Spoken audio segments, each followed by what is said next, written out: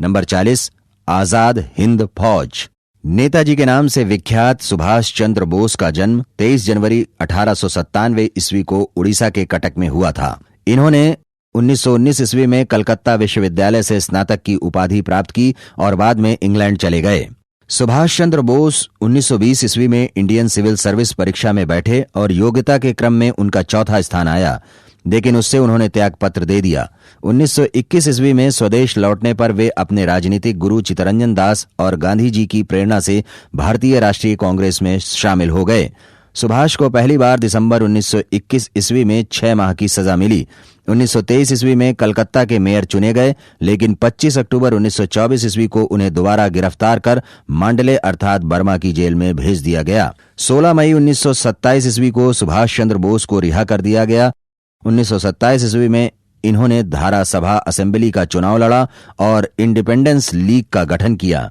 1938 ईस्वी के भारतीय राष्ट्रीय कांग्रेस के हरिपुरा अधिवेशन की अध्यक्षता की और 1939 ईस्वी में महात्मा गांधी के विरोध के बाद भी कांग्रेस के त्रिपुरी अधिवेशन के अध्यक्ष निर्वाचित हुए, लेकिन कांग्रेस वर्किंग कमेटी के सदस्यों, जो महात्मा गांधी के कट्टर अनुयायी थे, के विरोध के फलस्वरूप उन्होंने अप्रैल 1939 ईस्वी में कांग्रेस के अध्यक्ष पद से त्यागपत्र दे दिया।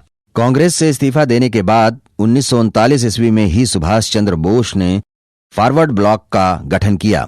इसके बाद इन्हें फिर से 1940 ईस्वी में गिरफ्तार कर लिया गया तथा उनके घर में ही नजरबंद कर दिया गया। 26 जनवरी 1941 ईस्वी को एक पठान जियाउद्दीन के वेश में वे घर से बाहर निकल गए और पेशावर पहुंचे, जहां से उनके साथी भगत राम ने उनको 21 जनवरी 1941 ईस्वी को काबुल पहुंचा दिया। वहां से वे रूस होते हुए जर्मनी पहुंच गए।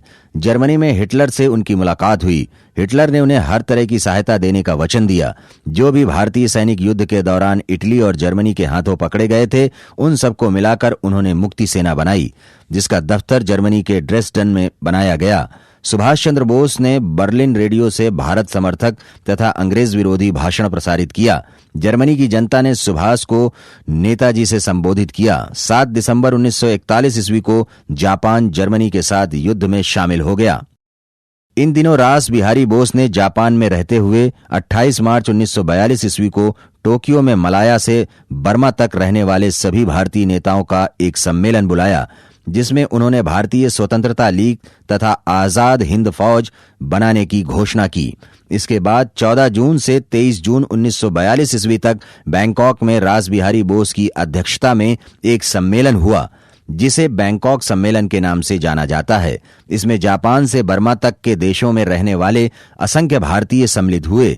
इस सम्मेलन में इंडियन इंडिपेंडेंस लीग की विधिवत रूप से स्थापना की गई तथा सुभाष चंद्र बोस को पूर्वी एशिया बुलाने का निमंत्रण दिया गया, जिसको स्वीकारते हुए सुभाष चंद्र बोस 13 जून 1943 ईस्वी को टोक्यो पहुंचे, जहां पर जापान के प्रधानमंत्री तोजो ने उनका स्वागत किया।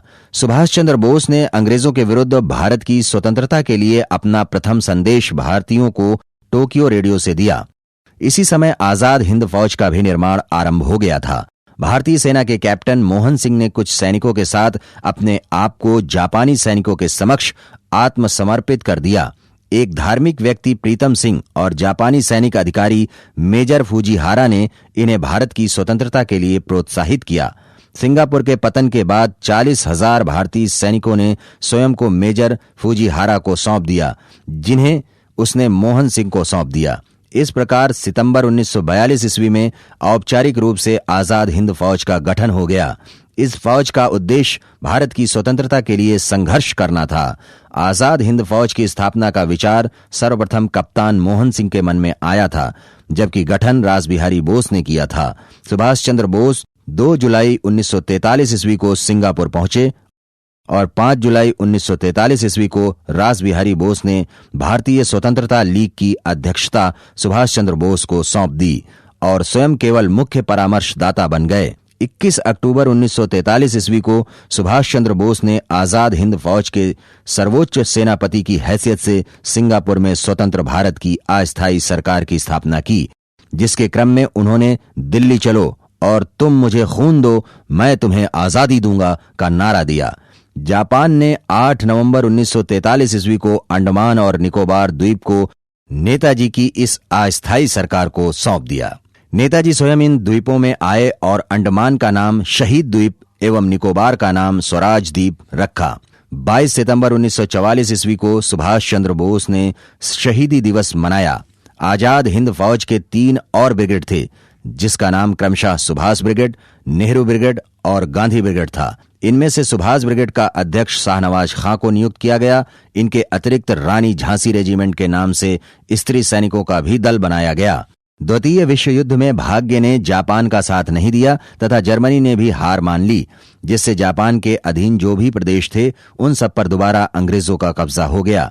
ऐसी परिस्थिति में अगस्त 1945 ईस्वी में सुभाष बैंकॉक से टोक्यो रवाना हुए, परंतु फार्मोसा द्वीप ताइपेई के पास विमान में आग लग जाने के कारण 18 अगस्त 1945 ईस्वी को उनकी मृत्यु हो गई।